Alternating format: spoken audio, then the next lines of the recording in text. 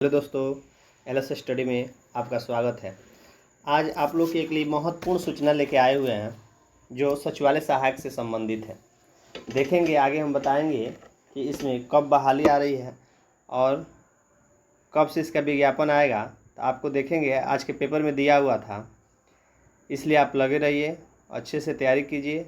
इस बार लेना ही है तो लेना है। चलिए देखिए, पेपर में दिया हुआ है सचिवालय सहायक। देखिए, बिहार में चतुर्थ स्नातक स्तरीय संयुक्त प्रतियोगिता परीक्षा बहुत जल्द आने की पेपर में दिया हुआ है। और ये कब से आएगी ये भी जानकारी ले लीजिए।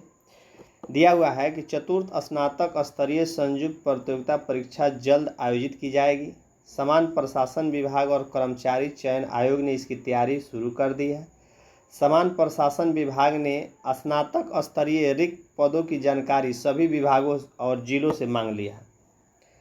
रिक्तियों की रिपोर्ट भेजने के लिए सभी विभाग के अपर मुख्य सचिव, प्रधान सचिव, सचिव और जिला अधिकारियों को पत्र लिखा गया है। इसके बाद कई विभागों ने रिक्तियों की अद्यतन जानकारी सही रिपोर्ट भेजी जाएगी। राज्य सरकार ने इसे गंभीरता से लेते हुए चतुर्थ स्नातक स्तरीय प्रतियोगिता परीक्षा के लिए पहले भी आवेदन मांगे गए थे और आवेदन भी भरे गए, जो बहाली हो चुका है। राज्य के सरकारी कार्यालयों में खाली पदों को भरना सरकार की प्राथमिकता है। सरकार बोल रही है इसकी सरकार की प्राथमिकता है।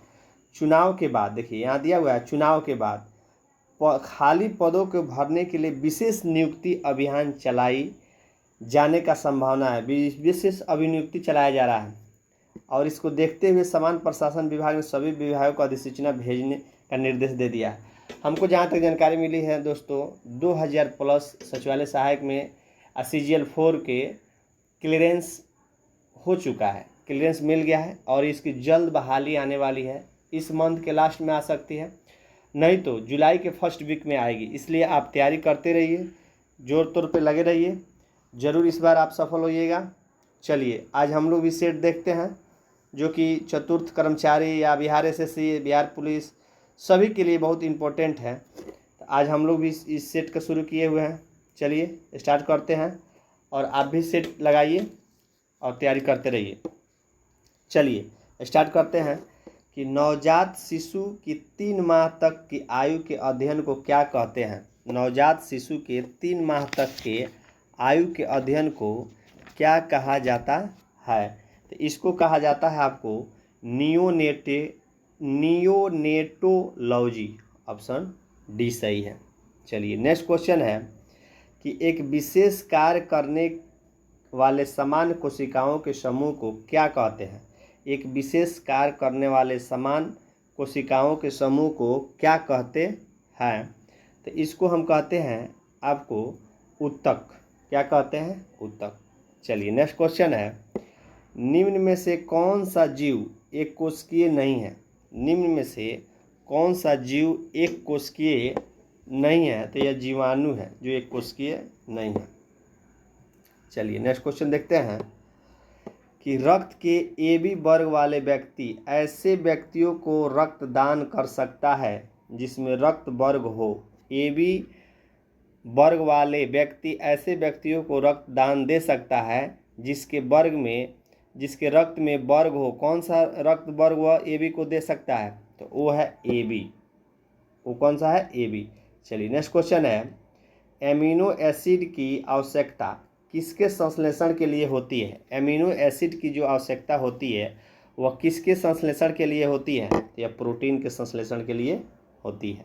चलिए नेक्स्ट क्वेश्चन है, मानव शरीर के संक्रमण को रोकने में मदद करने वाला विटामिन कौन सा है? मानव शरीर में संक्रमण को रोकने में मदद करने वाला विटामिन कौन सा है?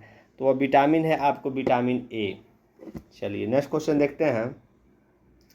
तो नेक्स्ट क्वेश्चन है, निम्न में से विशालतम स्थलचल वन्य प्राणी कौन सा है? निम्न में से विशालतम स्थल वन प्राणी कौन सा है? तो यह है आपको स्थल वन प्राणी अफ्रीकन हाथी है, बहुत विशाल होता है। निम्नलिखित में से कौन सा जोड़ा सही है? निम्नलिखित में से कौन सा जोड़ा सही है? प्राथमिक उपभोक्ता तेंदुआ गलत, द्वितीय उपभोक्ता घास गलत, उत्पादक हिरण गलत, अपघटक बैक्टीरिया है, ये सही है। नेक्स्ट क्वेश्चन है, पुरुष में नर लैंगिक अंग कौन से है? पुरुष में नर लैंगिक अंग कौन सा है? तो वो है आपको पुंकेसर। सॉरी, पुष्प में नर लैंगिक अंग कौन सा है? तो है पुंकेसर। पुष्प में नर लैंगिक अंग पुंकेसर। चलिए नेक्स्ट क्वेश्चन देखते हैं। नेक्स्ट क्वेश्चन है, निम्नलिखित में से तत्वों के कौन से समुच्चय की संयोजकता एक समान है? निम्नलिखित में से तत्वों के कौन से समुच्चय की संयोजकता एक समान है? तो वो है मैग्नीशियम, कैल्शियम और बेरिलियम।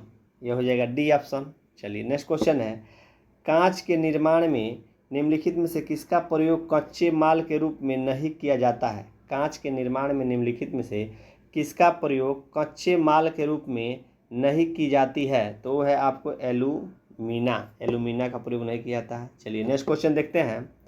तो नेक्स्ट क्वेश्चन है, जल के उपचार में फिटकिरी का प्रयोग किस प्रक्रिया के मदद के लिए किया जाता है? जल के उपचार में फिटकिरी का प्रयोग किस प्रक्रिया में मदद के लिए किया जाता है? तो वह है स्कंदन के रूप में। चलिए नेक्स्ट क्वेश्चन है, द्रव चालित मशीनें किस सिद्धांत पर कार्य करती है? द्रव चालित मशीनें पास्कल सिद्धांत पर कार्य करती है। चलिए नेक्स्ट क्वेश्चन देखते हैं। तो नेक्स्ट क्वेश्चन है, एक कण समय के बराबर अवधि में एक वृत्तिकार पथ के गिर्द बराबर दूरी तय करता है, उसका एक समान क्या होगा? उसका एक समान चाल होगा। ऑप्शन बी सही हो जाएगा। चलिए नेक्स्ट क्वेश्चन है, निम्नलिखित सूक्ष्म जीवों पर विचार कीजिए। उपयुक्त में से कौन सा जैविक नाइट्रोजन स्थिरीकरण के लिए जिम्मेदार है? जैविक नाइट्रोजन स्थिरीकरण के लिए जिम्मेदार कौन है? वायरस नहीं, जीवाणु है और कवक है। ऑप्शन बी सही हो जाएगा। नेक्स्ट क्वेश्चन देखते हैं। तो नेक्स्ट क्वेश्चन है, ऊष्मीय मान को किस मात्रक द्वारा प्रदर्शित किया जाता है? ऊष्मीय मान को किस मात्रक द्वारा प्रदर्शित किया जाता है? केजी प्रति केजी। Option B. चलिए, किलो जूल प्रति किलोग्राम। निम्नलिखित में से कौन सदा उस वस्तु की छोटी छवि बनाएगा जो उसके सामने रखी जाए? सदा छोटा प्रतिबिंब बनाएगा उत्तल दर्पण। ऑप्शन बी सही हो जाएगा। चलिए नेक्स्ट क्वेश्चन है कि सीवी रमन को उनके किस प्रयोग के लिए नोबेल पुरस्कार मिला था? सीवी रमन को किस प्रयोग? प्रकाश के प्रकीर्णन के लिए मिला था। चलिए नेक्स्ट क्वेश्चन है कि धन परिचालन की मात्रा में वृद्धि के कारण बढ़ते मूल्य की अवस्था क्या कहलाती है? बढ़ते मूल्य की अवस्था क्या कहलाती है? मुद्रास्फीति कहलाती है। चलिए नेक्स्ट क्वेश्चन है। तो नेक्स्ट क्वेश्चन है, गोल्डन हैंडशेक निम्न में से किससे संबंधित है? गोल्डन हैंडशेक निम्नलिखित में से किससे संबंधित है? कर्मचारियों के स्वैच्छिक सेवानिवृत्ति से। ऑप्शन सी सही हो जाएगा। नेक्स्ट क्वेश्चन है, किस सरकारी एजेंसी ने राज्य सांख्यिकी की एक पुस्तिका विकसित की है? राज्य सांख्यिकी की एक पुस्तिका विकसित की है, तो ये है आपको नीति आयोग। ऑप्शन सी सही हो जाएगा। चलिए नेक्स्ट क्वेश्चन है। नेक्स्ट क्वेश्चन है कि वाणिज्य के किस पहलू में से बुल एंड बियर संबंधित है? तो यह है आपको वाणिज्य के किस बैंक में बुल एंड बियर संबंधित है? तो यह है आपको स्टॉक बाजार से। ऑप्शन सी हो जाएगा। नेक्स्ट क्वेश्चन है, भारतीय अर्थव्यवस्था में कोर सेक्टर के अंतर्गत कौन कौन आते हैं? कोर सेक्टर के अंतर्गत कौन कौन आते हैं? तो कोर सेक्टर हो जाएगा कोयला, सीमेंट, पेट्रोलियम उद्योग, स्टील उद्योग। ये चारों कोर सेक्टर है। कोयला भी है, सीमेंट भी है, पेट्रोलियम भी है और स्टील। ऑप्शन बी सही हो जाएगा। ऑप्शन डी सही हो जाएगा। चलिए नेक्स्ट क्वेश्चन देखते हैं। तेलुगु कवि अमुक्त माल्यद के लेखक कौन है? तेलुगु कृति अमुक्त माल्यद के लेखक कौन है? तो ये है आपको कृष्णदेव राय। चलिए नेक्स्ट क्वेश्चन देखते हैं। नेक्स्ट क्वेश्चन है, निम्न में से किस मुगल सम्राट ने स्वयं अपनी आत्मकथा लिखी थी? स्वयं अपनी आत्मकथा किसने लिखा था? बाबर और जहांगीर ने। किसने लिखा था? बाबर और जहांगीर ने। नेक्स्ट क्वेश्चन है, निम्न में से कौन सा भारत आने वाला पहला अंग्रेजी जहाज था? भारत आने वाला पहला अंग्रेजी जहाज रेड ड्रैगन था। कौन था? Red dragon. नेक्स्ट क्वेश्चन है, राणा रणजीत सिंह को राजा की उपाधि किसने दी थी? राणा रणजीत सिंह को राजा की उपाधि जमान शाह ने दी थी। किसने दी थी? जमान शाह ने दी थी। राणा रणजीत सिंह को राजा की उपाधि जमान शाह ने दी थी। नेक्स्ट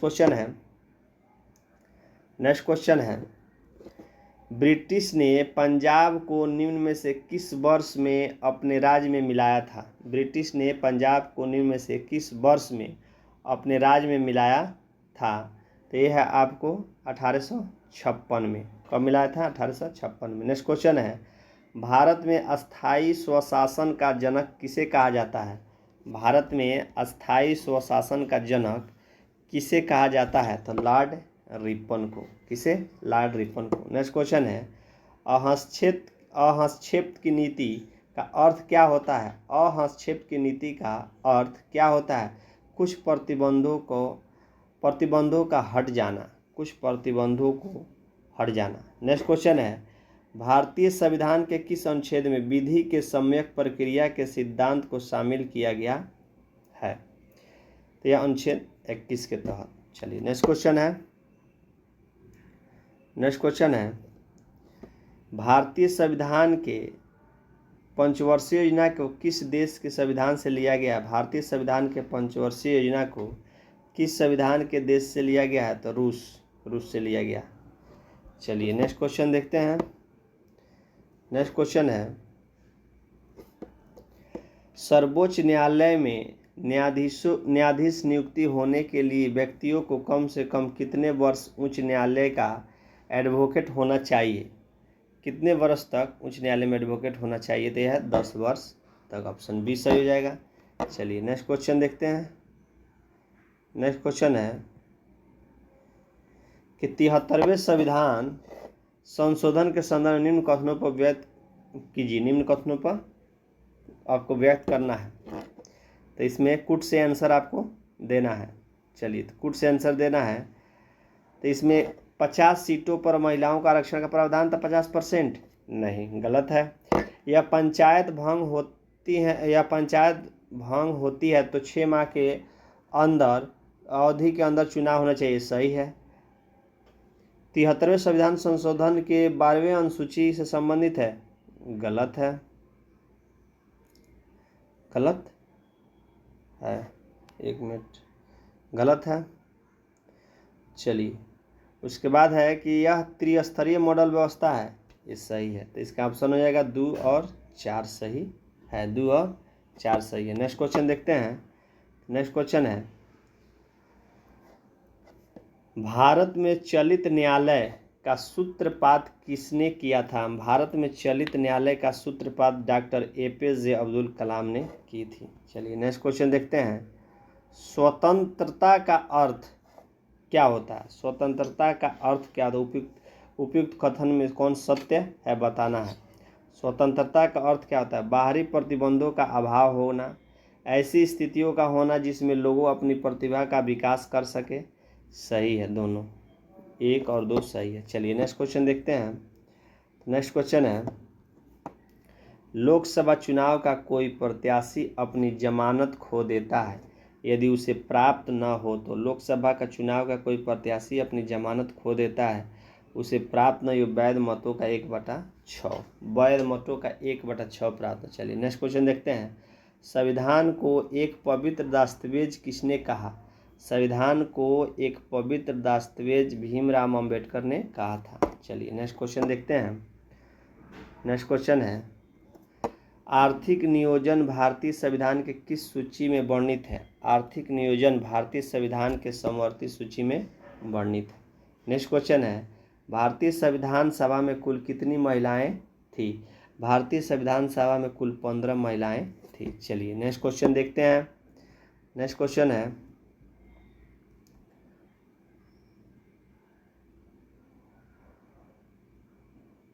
चलिए नेक्स्ट क्वेश्चन है, विश्व प्रसिद्ध द थ्री ग्रोस डैम, विश्व प्रसिद्ध द थ्री ग्रोग्स डैम किस देश में स्थित है? तो यह है आपको चीन में। चलिए नेक्स्ट क्वेश्चन है, निम्नलिखित में से कौन सी झील एक लैगून झील नहीं है? कौन सी झील एक लैगून झील नहीं है? अष्टमुदी लैगून झील है, चिल्का लैगून है, पैलिकट लैगून है, पेरियार लैगून झील नहीं है। ऑप्शन सी सही है। चलिए नेक्स्ट क्वेश्चन है, शिवालिक श्रेणियों की ऊंचाई कितनी है? शिवालिक श्रेणियों की ऊंचाई आपको 850 से 1200 मीटर है। ऑप्शन ए सही है। चलिए नेक्स्ट क्वेश्चन देखते हैं, निम्नलिखित में से कौन सी जनजाति दीपावली को शोक के रूप में मनाती है? तो यह थारू मनाती है। ऑप्शन सी सही हो जाएगा। चलिए नेक्स्ट क्वेश्चन देखते हैं, जापानी पर्वतारोही जुंको तबेई ने किस वर्ष पहली बार माउंट एवरेस्ट पर चढ़ाई की थी? किस वर्ष चढ़ाई की थी? तो 1975 में। कब की थी? तो 1975 में। चलिए नेक्स्ट क्वेश्चन देखते हैं, नेक्स्ट क्वेश्चन है, अरावली एवं विंध्य श्रृंखलाओं के मध्य कौन सा पठार स्थित है? अरावली और विंध्य श्रृंखलाओं के मध्य कौन सा पठार स्थित है? तो यह है अब मालवा का पठार। ऑप्शन ए सही हो जाएगा। नेक्स्ट क्वेश्चन है, निम्न में से किस तट से भारत और औसत समुद्र तल मापा जाता है? निम्न में से किस तट से भारत का औसत समुद्र तल मापा जाता है? तो चेन्नई से। नेक्स्ट क्वेश्चन है, निम्न में से कौन सा राज्य 7 बहनों का राज्य का भाग नहीं है? 7 बहनों के राज्य का भाग नहीं है। सिक्किम नहीं है। चलिए 7 सिस्टर में सिक्किम नहीं आता है। नेक्स्ट क्वेश्चन है, भारत के निम्न में से कौन सी पर्वत श्रेणी केवल एक ही राज्य में फैली हुई है? भारत की कौन सी पर्वत श्रेणी केवल एक ही राज्य में फैली है? तो अजंता। ऑप्शन डी सही हो जाएगा। चलिए लास्ट क्वेश्चन है, निम्न में से कौन सही सुमेलित नहीं है? ऑस्कर पुरस्कार 1929 सही है, मान बुकर पुरस्कार 69 सही है, दादा साहब 1969 सही है, कलिंग गलत है, 1951 नहीं है। थैंक यू दोस्तों, इसी तरह लाइक और शेयर सब्सक्राइब करते रहिए और हम इससे इंपॉर्टेंट नोटिस और सेट लाते रहेंगे। थैंक यू दोस्तों।